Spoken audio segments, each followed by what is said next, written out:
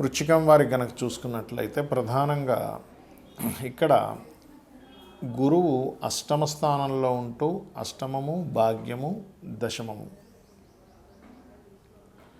ఈ స్థానాల్లో ఉన్నప్పుడు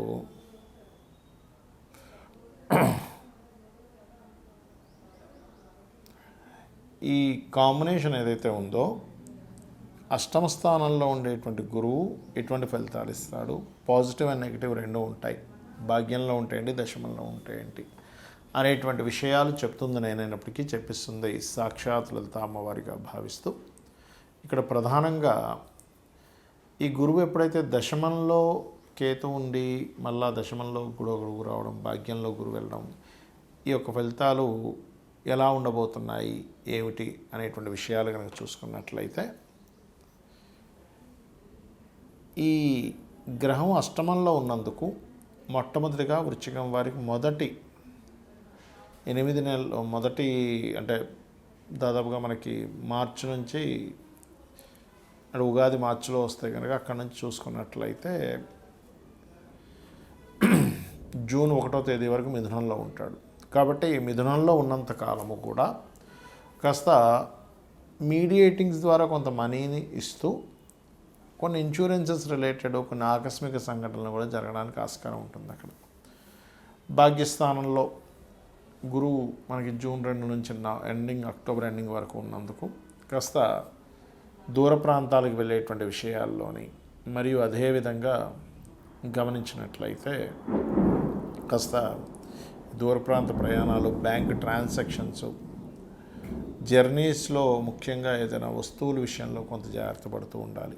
ఇక దశమస్థానంలో గురువు ఉద్యోగ అవకాశాలు ఇస్తూ ఉద్యోగంలో అందులో ముఖ్యంగా గవర్నమెంట్ ఎంప్లాయీస్కి కొంత మార్పులు ఇస్తున్నాడు. అక్కడ ప్లేస్ మార్పులు, ఇల్లు మార్పులు లాంటివి ఇస్తూ ఉంటాడు. కాబట్టి ఈ జాబ్ రిలేటెడ్ సంబంధించిన విషయంలో కొద్దిగా చూసుకుంటూ మీరు ఓం మాణిక్య మకుటాకార జానుద్వయ విరాజితాయ నమః చేసుకున్నట్లయితే అన్ని విధాలా బాగుంటుంది.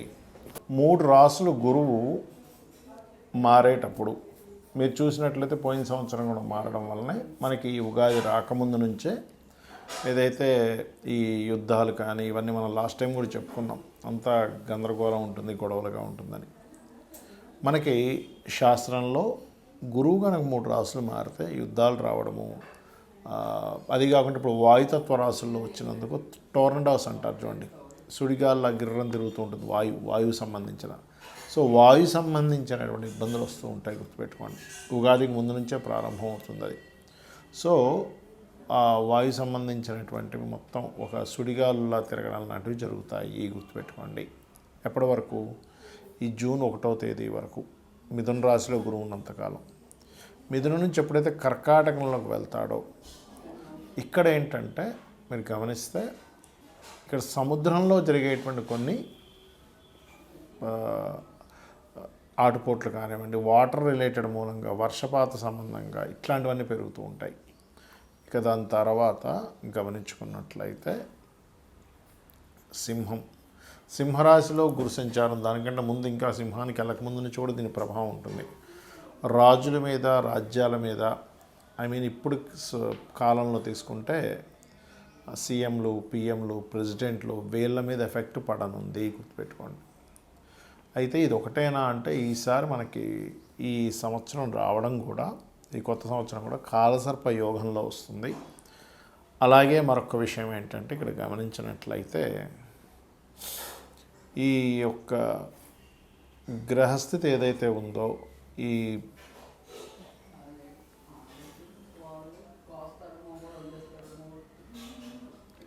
కాంబినేషన్ ఏదైతే ఉందో ఈ శని రాహుల యొక్క ప్రభావం గురువు మీద ఉన్నందుకు, ఈ సంవత్సరం రాజు గురువైనందుకు, గురువు వాయుతత్వ రాశిని, జలతత్వ రాశిని, అగ్నితత్వ రాశిని ఈ 3 రాశుల్ని టచ్ చేసుకుంటూ మారుతున్నాడు. కాబట్టి అగ్ని, జల మరియు వాయు సంబంధించినటువంటి ఇబ్బందులు రానున్నాయి.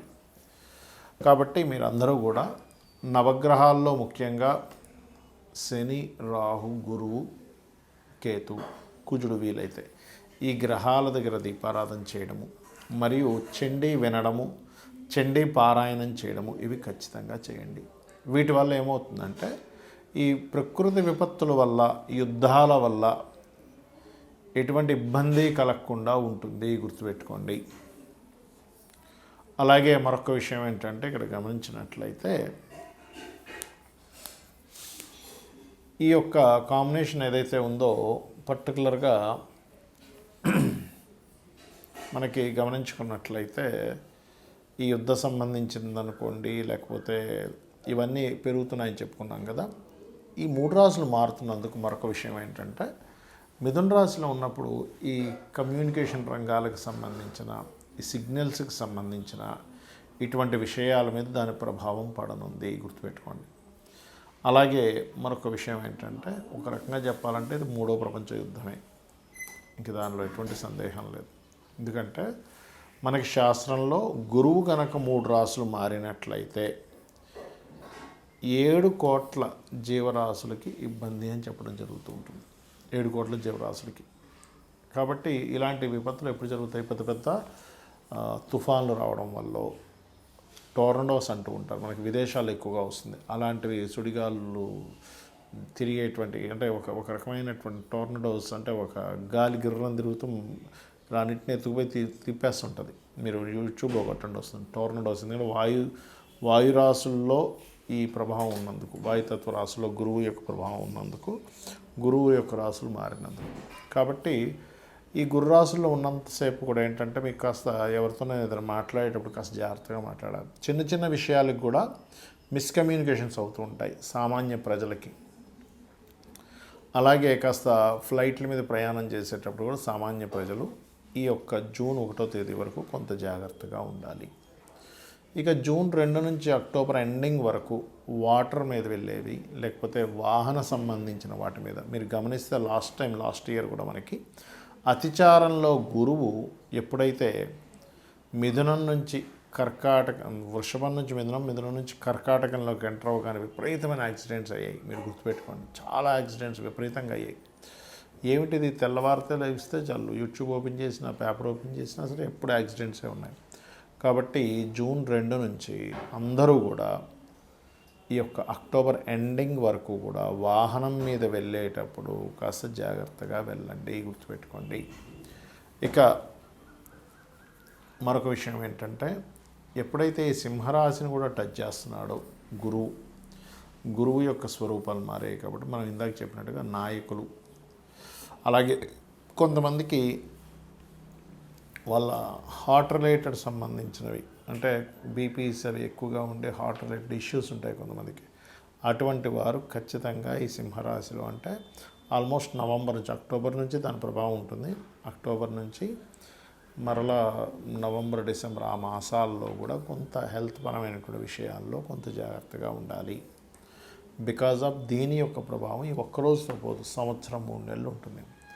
దీని మూలంగా ఎప్పుడైతే అగ్ని, వాయువు, జలము, అగ్ని ఈ 3 సంబంధంగా ఎప్పుడైతే ఇదవుతుందో ఇది 3 రాశులు మారుతున్నందుకు ఇది 3వ ప్రపంచ యుద్ధానికి దారితీస్తుంది. కాబట్టి సామాన్య ప్రజలు ఇబ్బంది కలగకుండా ఉండాలి. కాబట్టి మీ యొక్క ఇష్టదైవాన్ని తలుచుకోండి, అన్ని విధాలా బాగుంటుంది. శ్రీమాత్రే నమః.